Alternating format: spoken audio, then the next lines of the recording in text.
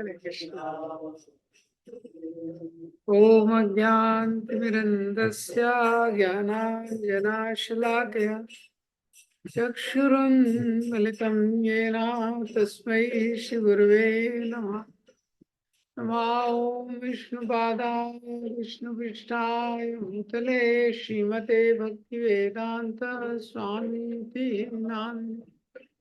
नमस्ते सरस्वते देवे गौरवाणी प्रचारिणे निर्विशेष शून्यवादी पाश्चात्य देश तारिणे। जय श्री कृष्ण चैतन्य प्रभु नित्यानंद श्री अद्वैत गदाधर शिवासादि गौर भक्तवृंद। हरे कृष्णा कृष्णा कृष्णा हरे हरे, हरे राम राम राम हरे हरे। हरे कृष्ण। हम लोग देख रहे हैं श्रीमद् भगवद गीता अध्याय 14, तो श्लोक संख्या 20 से लेके 27 तक इसका उच्चारण करेंगे। गुणानेतान् अतीत्य त्रीन् देहि देह समुद्भवान् जन्म मृत्यु जरा दुःख विमुक्तो अमृतमश्नुते। अर्जुन उवाच कैर्लिङ्ग स्त्रीन् गुणान् एतान् अतीतो भवति प्रभो किमाचार कथं चैता त्रीन् गुणान् निवर्तते। श्री भगवानुवाच प्रकाशं च प्रवृत्तिं च मोहमेव च पाण्डव न द्वेष्टि सम्प्रवृत्तानि नानिवृत्तानि काङ्क्षति।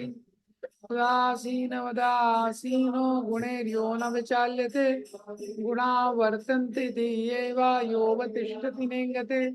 समदुःख सुखं स्वस्था समलोष्ट समकाञ्चना तुल्य प्रिया प्रियो धीरा तुल्य निंदात्म संस्तुति मानवमानयो तुल्या तुल्यो मित्रारिपक्षयो सर्वारंभ परित्यागी गुणातीत स उच्यते। मां जयो विचारेण भक्ति योगेन सेवते सा गुणान् संतीते तान् ब्रह्म भूयाय कल्पते। ब्रह्मणो हि प्रतिष्ठाहम् अमृतस्य आप्यवस्य च शाश्वतस्य च धर्मस्य सुखस्य ऐकान्तिकस्य च। तो कल हम लोगों ने इसको 19 श्लोक तक देखा था। तो 19वें श्लोक में भगवान बताते हैं कि जो इस प्रकार से नान्यम करता, जो देखता है कि और कोई करता नहीं है, प्रकृति के 3 गुणों के अलावा और कोई करता नहीं, दृष्टा अनुपश्यति, इस प्रकार से जो देख पाता है वही वास्तव में देख पाता सही से। अब उसके बाद जो 20th श्लोक, हाँ जो 20वां श्लोक है, उसमें भगवान बोलते हैं गुणान एतान, ये जो 3 गुण है अतीत्य, इसके जो बियॉन्ड जा सकता है, 3 गुणों के परे जब कोई जाता है। देही देह समुद्भवान, देह मतलब है शरीर, हाँ देही मतलब शरीर के अंदर जो पर्सन है, जो आत्मा है, तो देह समुद्भवान मतलब जे देह के साथ जो उत्पन्न होता है। हाँ तो क्या उत्पन्न होता है देह के साथ? जन्म मृत्यु जरा दुख है। जैसे व्यक्ति को संसार में शरीर मिलता है, उस शरीर मिलते ही, हाँ ये शरीर मिलते ही जन्म मृत्यु बुढ़ापा दुख उसके साथ में गिफ्ट मिलता है। ये और कोई चीज मिलती है उसके साथ कुछ फ्री मिलता है, ऐसे ही जैसे ये शरीर मिलता है, शरीर के साथ ये सारी प्रॉब्लम्स फ्री मिलती है। तो अगर कोई ये 3 गुणों के परे जा सकता है, परे चला जाता है, तो क्या होता है? विमुक्त हो, ये चीजों से वो मुक्त हो जाता है। जन्म मृत्यु के, बुढ़ापे के, वृद्धावस्था के दुख से मुक्त हो जाता है। और केवल मुक्त नहीं होता है, विमुक्त हो मीन स्पेशल मुक्ति। अमृतम अश्नुते, वो अमृत का आस्वादन करता है। अमृत का मतलब क्या है यहाँ पे? हाँ अमृत का मतलब है कि बेसिकली उस अमर हो जाता है। हाँ अमरता का आस्वादन करता है, शाश्वत जीवन को। ये तो अब जब भगवान ने ये बता दिया, इसके पहले वाले श्लोक में भगवान ने बोला कि ये संसार में जो व्यक्ति देख पाता है कि गुणों के अलावा और कोई करता नहीं, गुण हम लोगों को पुश कर रहे हैं। तो ये सटल फोर्स है, ये जो सूक्ष्म पुश है, उस पुश के कारण व्यक्ति काम कर रहा है। हाँ, तो 20वें श्लोक में भगवान बोलते हैं तो इन गुणों के बियॉन्ड जब व्यक्ति चला जाता है, 3 गुणों के परे, तो जन्म मृत्यु के चक्र से वो मुक्त हो जाता है। ऐसे तो ये सारा सेक्शन कहाँ से स्टार्ट हो रहा है? तो अब इस श्लोक पे भगवान ने कंप्लीट कर दिया अपना डिस्कशन, क्योंकि जो 14 चैप्टर है इसमें भी अर्जुन ने कोई प्रश्न नहीं किया है। अर्जुन ने कोई प्रश्न नहीं किया स्पेसिफिक। जो 13 चैप्टर था, 13 चैप्टर में भगवान ने बताया था कि क्षेत्र कैसे होता है। अर्जुन ने 6 प्रश्न किए थे, क्षेत्र क्या है, क्षेत्रज्ञ क्या है, तो ये सब भगवान ने बताया था। और 13वें अध्याय में बताया था कि ज्ञान चक्षु के द्वारा, ज्ञान चक्षु के द्वारा वो मुक्त हो सकता है। हाँ, इस संसार के बंधन से मुक्त हो सकता है। तो जो 13.22 श्लोक था, जिसमें भगवान ने बोला था पुरुषो प्रकृति स्थो ही भुंक्ते प्रकृति जान गुणा। पुरुषो प्रकृति स्थो ही, प्रकृति मतलब ये शरीर। ये शरीर किसने दिया है? प्रकृति ने दिया है। तो प्रकृति के द्वारा जो शरीर दिया हुआ है, पुरुषा प्रकृति, इसमें एक पुरुष स्थित है, यानी आत्मा। ये शरीर के अंदर आत्मा है। भुंक्ते प्रकृति जान गुणा, और वो प्रकृति के जो 3 गुण हैं उसको एंजॉय करना चाहता है, और ये गुणों के संग से सद और असद योनि उसको मिलती है। ये तो अब ये गुण क्या है, उसके लिए भगवान ने ये चैप्टर बताया कि वो 3 गुण क्या है, वो कैसे बांधते हैं, उनका लक्षण क्या है। और वो 3 गुणों से जब व्यक्ति परे होता है तो जन्म मृत्यु के परे चला जाता है। तो बेसिकली ये श्लोक पे भगवान का जो चर्चा है, भगवान का जो डिस्कशन है, वो समाप्त हो चुका। तो अब इसके आगे जो 21 श्लोक है, तो उसमें अर्जुन वापस से प्रश्न करते हैं भगवान से। अर्जुन उवाच कैर्लिङ्गस्त्रीन् गुणान् एतान् अतीतो भवति प्रभो किमाचारा कथं चैतां 3 गुणा अतिवर्तते। तो अर्जुन प्रश्न करते हैं कैर्लिङ्गस्। लिंगस मीन्स, लिंग का मतलब होता है जेंडर, बॉडीली कैरेक्टरिस्टिक। यहाँ पे लेकिन लिंग का मतलब है सिम्टम, जो साधारण कैरेक्टरिस्टिक्स। तो अर्जुन ने इस श्लोक में 3 प्रश्न किए हैं कि क्या लक्षण है उस व्यक्ति के। आप बोल रहे हैं जो 3 गुणों के परे चले जाता है, जन्म मृत्यु के परे चला जाता है, तो क्या लिंग है, उसके क्या लक्षण है। जो 3 गुणान एतान अतीतो भवति प्रभु, जो व्यक्ति 3 गुणों के परे चला गया है प्रभु, उसके क्या लक्षण है। किम आचारा, उसका क्या बिहेवियर है, उसका क्या बिहेवियर है। तो लिंग मीन्स उसके लक्षण। लक्षण मतलब इंटरनल कैरेक्टरिस्टिक्स।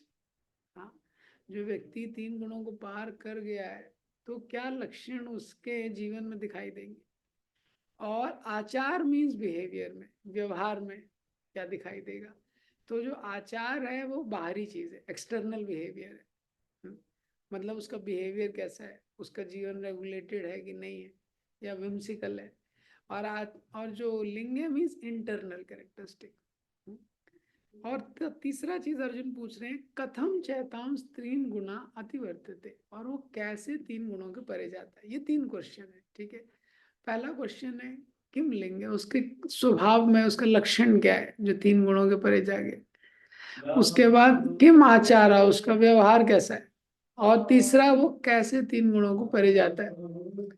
तो पहले क्वेश्चन का आंसर कि उसके लक्षण क्या है, ये 22-23 श्लोक में इसका उत्तर है।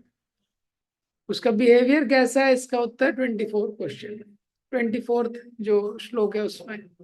और कैसे 3 गुणों के परे जाता है, उसके लिए 26 वाला जो श्लोक है वो आएगा। ये तो 22 से लेके 25 तक ये जो 3 श्लोक हैं, श्री भगवान वाचा प्रकाशम च प्रवृत्तिम च मोहमेव च पांडवा ना द्वेष्टि संप्रवृत्तानि ना निवृत्तानि कांक्षति उदासीनो गुणैर्यो न विचाल्यते गुणा वर्तन्ते तेवा योऽवतिष्ठति नेङ्गते सम दुःख सुखा स्वस्था समलोष्ट समकांचना तुल्या प्रिया प्रियो धीरा तुल्य निंदात्म संस्तुति मानापमानयो तुल्यो तुल्यो मित्रारिपक्षयो सर्वारंभ परित्यागी गुणातीत स उच्यते। तो ये श्लोकों में बेसिकली क्या बताया गया। तो पहला क्वेश्चन जो अर्जुन ने पूछा कि उसके क्या लक्षण है, तो इसका आंसर भगवान ने 22वें श्लोक में दिया है। बेसिकली जो व्यक्ति तीन गुणों के पार, जो तीन गुणों के परे है, वो मोड्स तीनों गुणों के प्रति न्यूट्रल रहता है।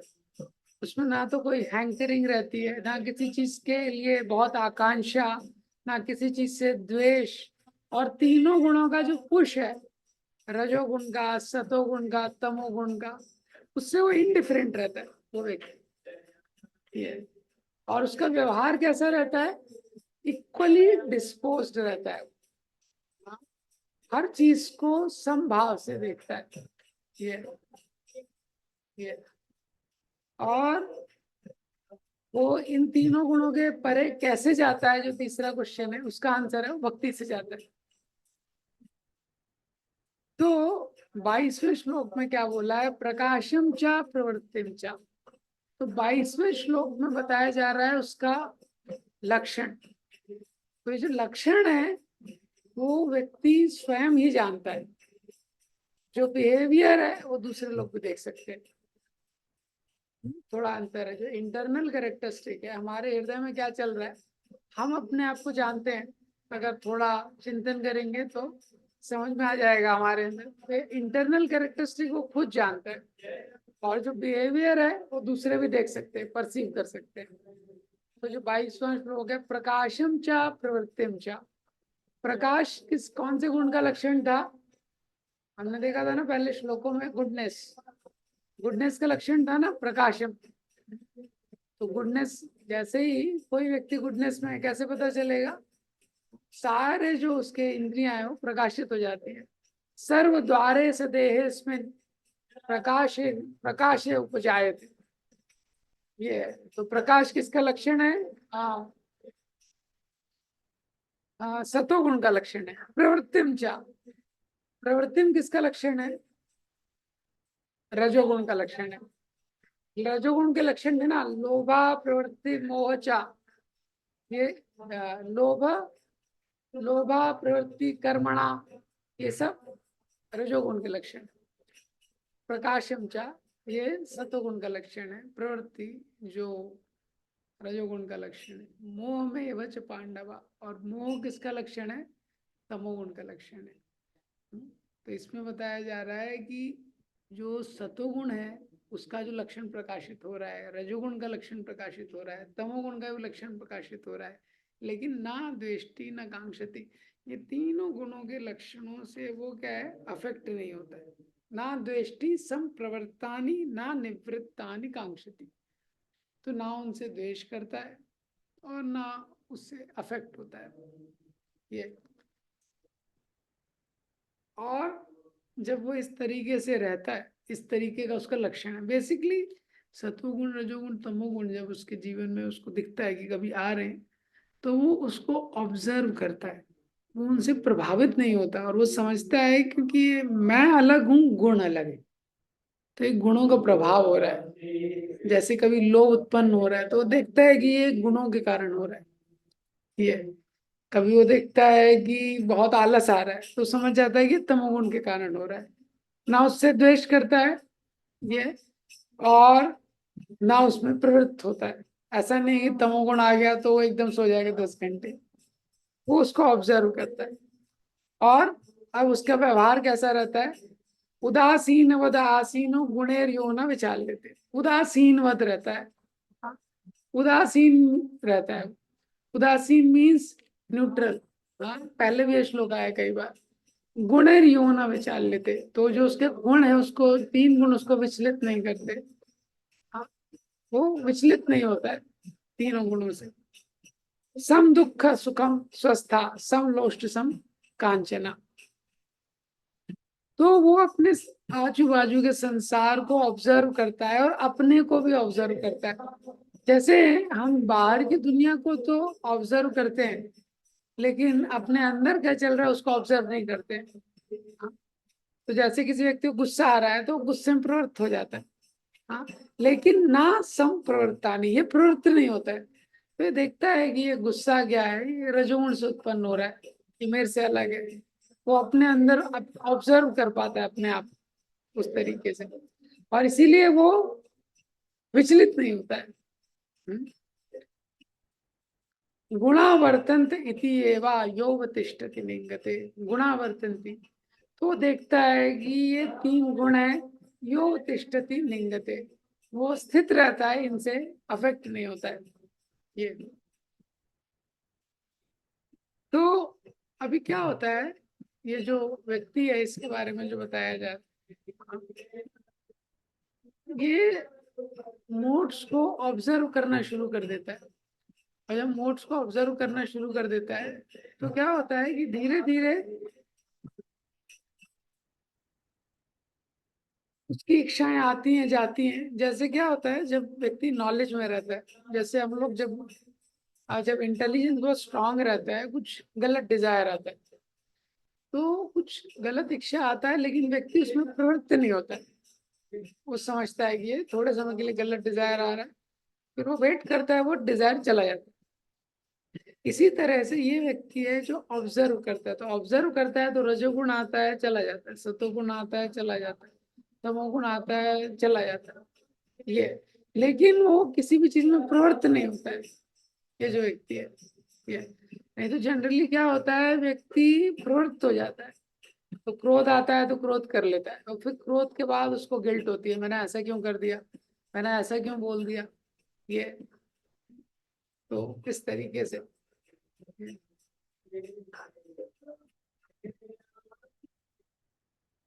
अब सम दुख सुखा स्वस्था, और इसका व्यवहार कैसा रहता है कि सम दुख सुख, सुख में दुख में स्वावस्था मीन्स अपने आप में स्थित रहता है। अपने आप में स्थित रहता है मतलब उसको अपना पोजीशन पता है कि मैं शरीर नहीं हूं, मैं आत्मा हूं, इसमें वो स्थित रहता है। सम लोष्ट सम कांचना, और लोष्ट और कांचन मीन्स सोना और पत्थर समान देखता है। समान देखता है मतलब उसको पता है कि ये दोनों चीजें मटेरियल है और ये दोनों चीजें टेम्पररी है। तुल्य निंदा सम स्तुति, निंदा मीन्स क्रिटिसिज्म, स्तुति मीन्स प्रेज। अगर कोई उसकी प्रशंसा करता है, दूसरा व्यक्ति है वो उसके लिए उसकी आलोचना करता है, सम रहता है। मान अपमान यो तुल्य, कोई इसको सम्मान करता है, कोई अपमान करता है। अंतर क्या है निंदा स्तुति मान अपमान में? हाँ, तो निंदा और स्तुति मीन्स जो दूसरे लोग कर रहे हैं, दूसरों की तरफ से होता है निंदा स्तुति। और मान अपमान क्या है, खुद का परसेप्शन। ये हमारा परसेप्शन है ना कि कोई हमको सम्मान कर रहा है, कोई अपमान कर रहा है ये। कई बार कोई सम्मान करे तभी भी व्यक्ति को अपमान लग सकता है। हाँ, क्यों लग सकता है मतलब, अब अगर किसी ने सम्मान किया लेकिन हमारी सम्मान की अपेक्षा और ज्यादा है, तो सम्मान में हमको अपमान लगेगा। समझ रहे हैं?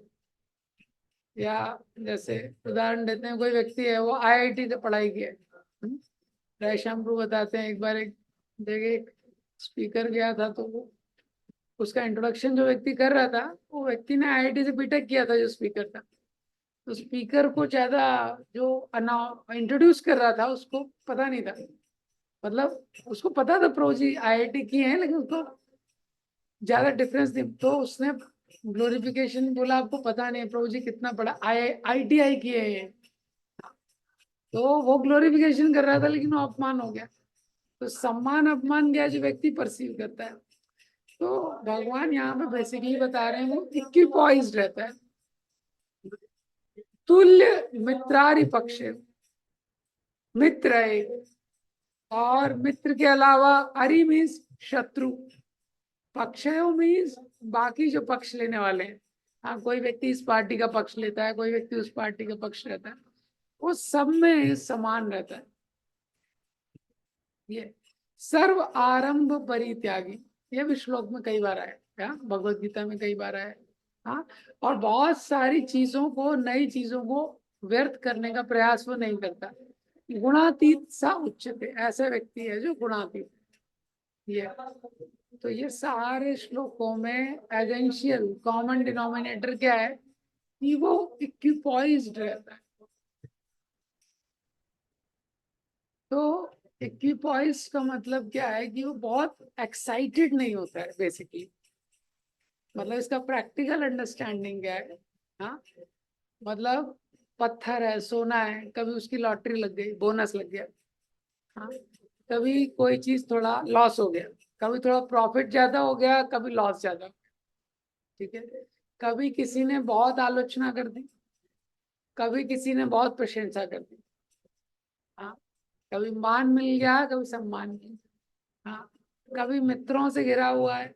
हाँ, कहीं दूसरी जगह गया तो कोई बात ही नहीं कर रहा है। हाँ, उदासीन लोग हैं। और कहीं पे गया तो सब उसके अगेंस्ट है। इन सब से बहुत ज्यादा वो अफेक्ट नहीं होता है, क्योंकि उसको पता है कि मैं शरीर नहीं हूँ, मैं आत्मा हूँ। थोड़े समय के लिए आत्मा इस संसार में है, मुझे अपना जो मुख्य कर्तव्य है वो करना है। ये जो भौतिक संसार है टेम्परेरी रियलिटी है। ये जो लोग अभी मेरे शत्रु हैं, ये मेरे शत्रु नहीं है, ये तो किसी कारणवश ऐसे व्यवहार कर रहे हैं। जो मेरे मित्र हैं ये भी वास्तविक मित्र नहीं है, इनका भी कोई स्वार्थ है तो ऐसे व्यवहार कर रहे हैं। हाँ, जो मुझे सम्मान दे रहे हैं, ये सम्मान का हकदार मैं नहीं, क्योंकि ये तो भगवान का ऐश्वर्य है। उसका सब कुछ भाग जो मेरे से प्रकाशित हो रहा है, उसके कारण सम्मान दे रहे हैं। जो अपमान कर रहे हैं मेरा, वो अपमान भी मेरे लिए नहीं है, वो तो शरीर के लिए। ये तो संसार में वो ये सारी चीजों को भोगने का प्रयास नहीं करता है। ये अब प्रभुपाद जी के तात्पर्य में प्रभुपाद जी ने बहुत सुंदर सिद्धांत के माध्यम से इसको एक्सप्लेन किया। हाँ, वो कैसे इस सारे गुणों के परे जाता है, बेसिकली क्योंकि वो एंजॉय नहीं करना चाहता है शरीर के माध्यम से। हाँ, तो ये बहुत इंपॉर्टेंट चीज है। इसलिए सोशल इश्यूज हैं, पॉलिटिकल इश्यूज हैं, लोग पॉलिटिकल इश्यूज में लगे रहते हैं।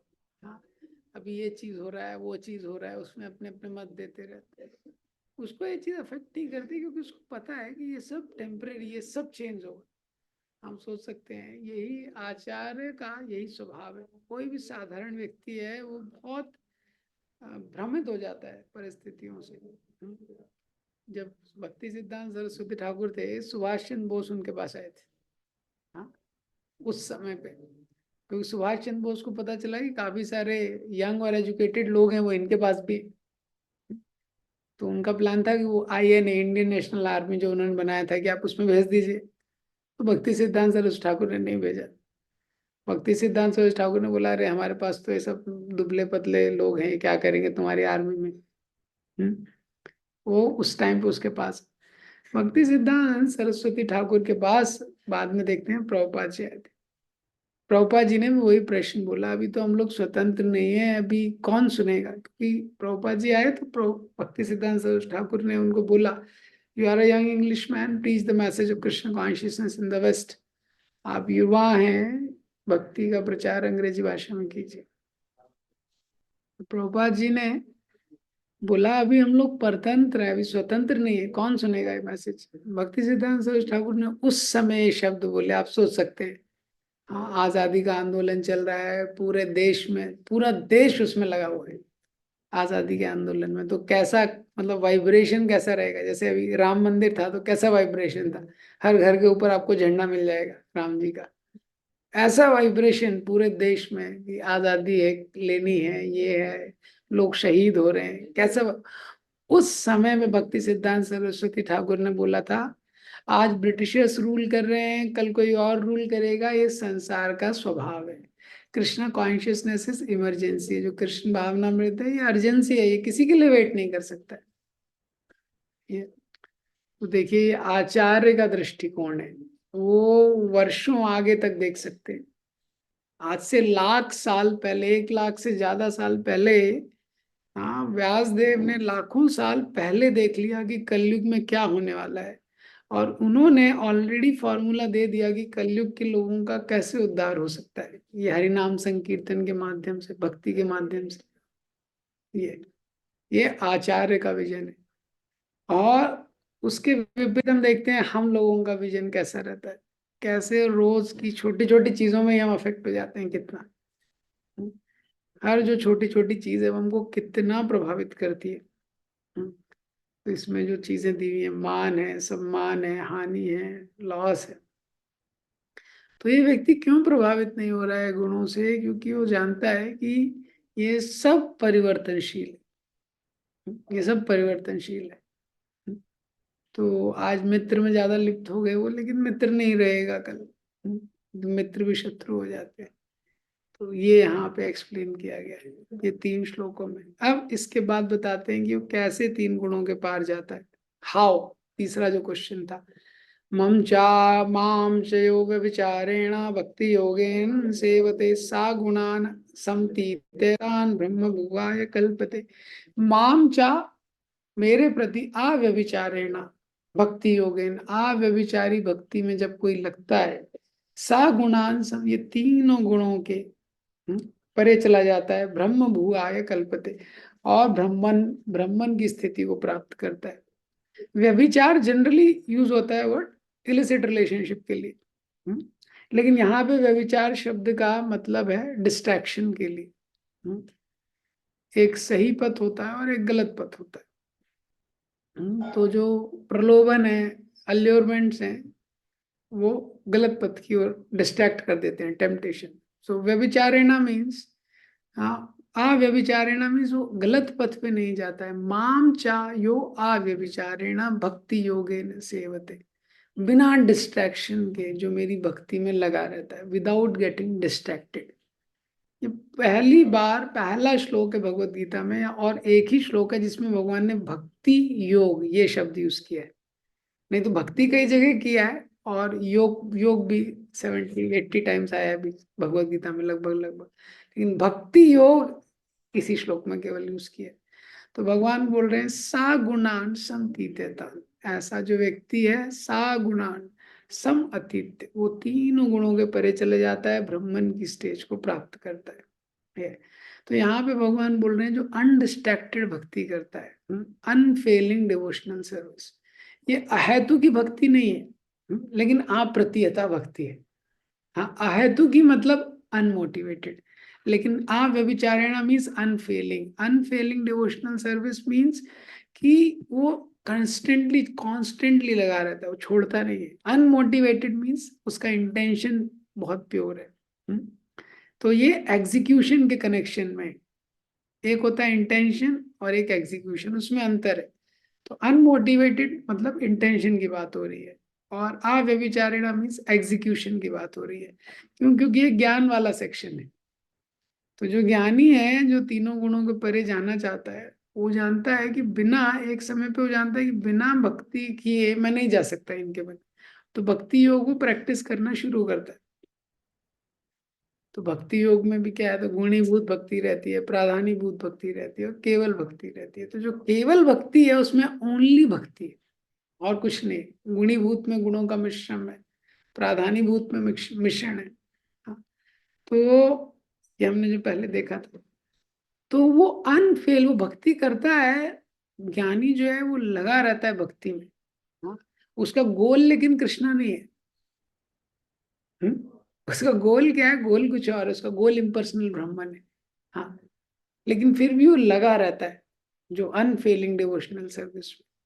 तो ज्ञानी के लिए क्या है? भक्ति टूल है, भक्त के लिए भक्त गोल भी है। ज्ञान, भक्त के लिए जो भक्ति है वो गोल भी है और वो प्रोसेस भी है। लेकिन जो ज्ञानी है उसके लिए वो प्रोसेस है, गोल नहीं है। गोल क्या है? ब्रह्मन को प्राप्त करना है। इसलिए भगवान ने इस श्लोक में बोला है कि वो ब्रह्मन की स्थिति को प्राप्त करता है। ये क्योंकि चाहे ज्ञानी हो चाहे कर्मी हो, उसको भक्ति का तो आश्रय लेना ही पड़ेगा। ये इस तरीके से। अब यहाँ पे प्रश्न होता है, लेकिन व्यक्ति हम भगवान ने बोला था कि भक्ति जो हम लोग करते हैं तो भक्ति में क्यों ब्रेक लगता है, क्योंकि व्यक्ति तीन गुणों में है। तीन गुणों में है, इसलिए उसकी भक्ति में ब्रेक लगता है, तो इंटरप्टेड भक्ति हो जाती है। और यहाँ पे भगवान बोल रहे हैं कि तीन गुणों के परे कौन जा सकता है, जो अनइंटरप्टेड भक्ति कर रहा है। मतलब भक्ति में बाधा आती है वो तीन गुणों के कारण, तभी तो भक्ति निरंतर भक्ति नहीं कर पाता है। और यहाँ पे भगवान बोल रहे हैं कि जो निरंतर भक्ति करेगा वही तीन गुणों के परे जा सकता है। तो ये तो वो वैसा हो गया कि तीन गुणों के परे जाना है तो निरंतर भक्ति करनी पड़ेगी, लेकिन निरंतर भक्ति तभी कर सकता है जब तीन गुणों के परे है। इस श्लोक के अनुसार तो यहाँ पे पॉइंट क्या है कि हम जिस भी स्थिति में, उसमें हमको भक्ति में लगना है। वो भक्ति से हम लोग एक लेवल तक आएंगे, वो हमको सीरियसली भक्ति करना है ये। अब उससे धीरे धीरे, जैसे क्या है, उदाहरण के लिए जैसे कोई व्यक्ति सुबह उठना चाहता है, अब वो सुबह उठना चाहता है लेकिन उसको नींद आ रहा है। हाँ, तो अब लेकिन अगर उसने रेस्ट अच्छे से लिया है, जो भी मतलब 5-6 आवर्स जो भी उसका कोटा है, तो उसने अगर रेस्ट लिया है तो उसको अपने आप को पुश करना चाहिए उठने के लिए। अब वो ये कंट्रोल नहीं कर सकता कि उठने के बाद उसको फ्रेश लगेगा कि नहीं, समझ रहे हैं आप। लेकिन एक बार वो उठ गया, एक बार उसको पता है कि मेरा 5 घंटे का 6 घंटे का रेस्ट हो गया है, तो उसको उठना चाहिए। उठ के वो फ्रेश वाटर डाल सकता है अपने ऊपर। हाँ, लेकिन उठने के बाद उसको फ्रेश लगेगा कि नहीं, वो उसके हाथ में नहीं है पूरा। तो क्या होता है कि तीन गुणों के परे आने का जो सिस्टम है, ये तो बहुत डिटेल है, लेकिन जो मोड्स हैं वो हमको लिमिटेड फ्रीडम देते हैं। वो फ्रीडम को हम धीरे धीरे बढ़ा सकते हैं, उसका सही से उपयोग करके।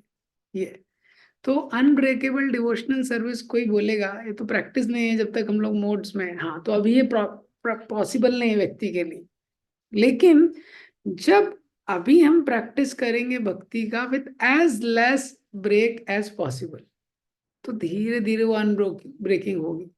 मतलब अभी हमको जितना कंसिस्टेंसी के साथ कर सकते हैं भक्ति, उसको करने का प्रयास करना चाहिए। एटलीस्ट स्पेशली जो मॉर्निंग प्रोग्राम है वो कंसिस्टेंट रहना चाहिए। मॉर्निंग प्रोग्राम, इवनिंग प्रोग्राम, ये कुछ समय व्यक्ति के पास ऐसा रहना चाहिए कि भगवान और उसके बीच में कोई नहीं। तो अनब्रेकिंग डिवोशनल सर्विस एटलीस्ट कुछ समय रहेगा कि हम अनब्रेकिंग डिवोशनल सर्विस कर रहे हैं। हर समय मोबाइल ऑन रहेगा अगर हमारा, उस तरह का सिचुएशन अगर है, मोबाइल हर समय ऑन है, तो फिर क्या है, आज की डेट में वही सबसे बड़ा प्रॉब्लम। और अगर कोई व्यक्ति घर में भी है तो घर में भी उसको थोड़ा एकांत स्थान निकालना जरूरी है कि जब वो कुछ समय केवल भगवान के साथ रहे। ये नहीं तो कोई आ रहा है बात कर रहा है, मतलब कुछ अनब्रेकिंग डिवोशनल सर्विस होना चाहिए। तो धीरे धीरे धीरे हमारा जो लेवल है वो इंक्रीज करता है हमारे लेवल से। ठीक है, क्योंकि अगर ये, इससे हमारा धीरे धीरे लेवल इंक्रीज होगा। ये दूसरा क्या होता है कि हमको गुडनेस में आने का प्रयास करना इम्पोर्टेंट है, क्योंकि जो मोड ऑफ गुडनेस का लेवल है उसमें बहुत, व्यक्ति उसमें बहुत कुछ कर सकता है एटलीस्ट उसके अंदर। अब आ, कोई बोलेगा हम तो पपेट्स हैं, तो कठपुतली हैं, तो हम कैसे चूज कर सकते हैं मोड ऑफ गुडनेस में कैसे आ सकते हैं। तो हम लोग कठपुतली हैं, तो हम लोग पपेट्स हैं, लेकिन किस मोड का पपेट बनना है ये हम चूज कर सकते हैं। मतलब हमारा जो फ्रीडम है वो लिमिटेड है ना, लेकिन वो लिमिटेड डोमेन में अनलिमिटेड फ्रीडम। जैसे जो गाय होती है वो रस्सी से बंधी रहती है। अब वो जो रस्सी से बंधी है, वो रस्सी का रेडियस जितना है उतने में गाय कुछ भी कर सकती है। वो घूम सकती है, वो बैठ सकती है, वो कुछ भी कर सकती है। उतने रेडियस जो, जितनी रस्सी गाय की है उतने में उसको बहुत स्वतंत्रता है। हाँ, इसी तरह हमको देखना है कि धीरे धीरे कैसे सही इनपुट से, बाहर का भी इनपुट सही चाहिए और अंदर का भी। हाँ, तो उससे क्या होता है, इसका डिटेल 11th कैंटो के 25th चैप्टर में, जब हम सही इनपुट देते हैं, जो गुडनेस के फेवरेबल इनपुट है वो अपने को देना शुरू करेंगे, तो धीरे धीरे हमारा वो बढ़ेगा। गुडनेस अंदर से हमको प्रेरणा आएगी गुडनेस के लिए, और बाहर का लाइफस्टाइल अगर गुडनेस में रखेंगे ये, तो उसमें भी तो गुडनेस में रह के व्यक्ति बेस्ट तरीके से ये ट्राई कर सकता है ये। तो पैशन में मल्टीटास्किंग करने का बहुत हैबिट रहता है, और फिर वो मल्टीटास्किंग का जब हैबिट हो जाता है तो भक्ति में भी मल्टीटास्किंग करते हैं। इसीलिए अनब्रेकिंग डिवोशनल सर्विस की शुरुआत एटलीस्ट कि कुछ समय एक्सक्लूसिवली हम भगवान को दे रहे हैं। प्रभुपाद जी का तात्पर्य पढ़ेंगे तो प्रभुपाद जी ने भी डिवोशनल सर्विस के बारे में बहुत डिटेल में बताया, और ये जो श्लोक है बलदेव विद्याभूषण ने इसमें बताया है एसेंशियली कि ये जो सेवा का भाव है ये एसेंस है। क्योंकि व्यक्ति तीनों गुणों में क्यों अटक रहा है, बेसिकली वो एंजॉय करना चाहता है। तो जो सर्विस मूड है which is oppose to enjoying mentality, it shatters the glue that binds us to material world. ये बलदेव विद्याभूषण के वर्ड्स है कि जो सेवा का भाव है जो भोग करने के भाव के जस्ट विपरीत है। तो जो ग्लू होता है ना जिससे व्यक्ति भौतिक संसार में बंधा हुआ है उसको वो तोड़ देता है ये। तो जितना हम सेवक के भाव में तो जो भी हम सेवा कर रहे हैं, इसीलिए हमारे जीवन में अपने शरीर की सेवा, अपने परिवार की सेवा से बड़ा कोई उद्देश्य होना चाहिए। प्रभुपाद जी के इतने सारे शिष्य ऐसे ही इतने शुद्ध स्थिति को और इतनी उच्च स्थिति को प्राप्त कर लिए केवल क्योंकि वो प्रभुपाद जी की सेवा करना चाहते थे ये। तो जब प्रभुपाद जी की सेवा करना चाहते हैं तो जब एक बड़ा गोल होता है उसके लिए जब समर्पित होते हैं, वो एक बहुत पावरफुल तरीका है मोड्स के बियॉन्ड जाने का। तो जो मोड्स के बियॉन्ड जाता है भगवान ये श्लोक में बोलते हैं वो ब्राह्मण की स्थिति को प्राप्त करता है। हाँ, अब अगले श्लोक में लेकिन जो भक्त है वो तो ब्राह्मण को प्राप्त नहीं करना चाहता है। तो अगले श्लोक में भगवान क्लियर करते हैं ब्रह्मणो ही प्रतिष्ठाम अमृतस्य अव्यवस्य च शाश्वतस्य च धर्मस्य सुखस्य एकांतिकस्य च। ब्रह्मणो ही प्रतिष्ठा।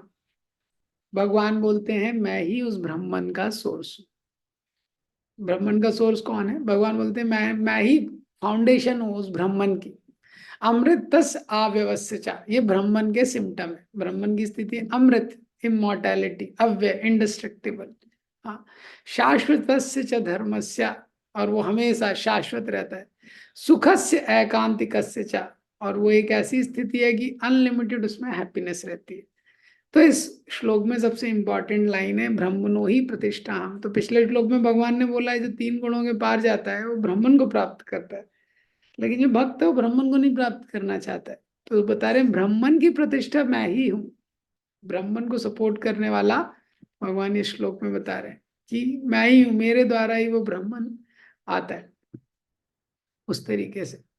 तो इस चैप्टर में भगवान ने बताया है कि जो तीन गुण हैं कैसे वो व्यक्ति को, और तीन गुणों के अंदर सारा संसार है। हर कोई व्यक्ति बंधा हुआ है किसी न किसी तरीके से। उससे निकलने का तरीका है शुद्ध भक्ति। भगवान की जो शुद्ध भक्ति करता है, डिवोशनल सर्विस करता है, अनब्रेकिंग अनफेलिंग डिवोशनल, तीन गुणों के पार जा सकता है। अब इसका और भी बहुत डिटेल है, मोड्स कैसे हमको बाइंड करते हैं, कैसे उनसे लिबरेट। तो वो लंबा टॉपिक है। मोस्टली जो संडे की क्लासेस होगी उसमें इसके और थोड़ा प्रैक्टिकल एस्पेक्ट्स की पैशन, गुडनेस और इग्नोरेंस, उससे हम लोग कैसे निकल सकते हैं उसमें डिस्कस करेंगे। ग्रंथ श्रीमद् भगवद गीता। जय श्री प्रभुपाद।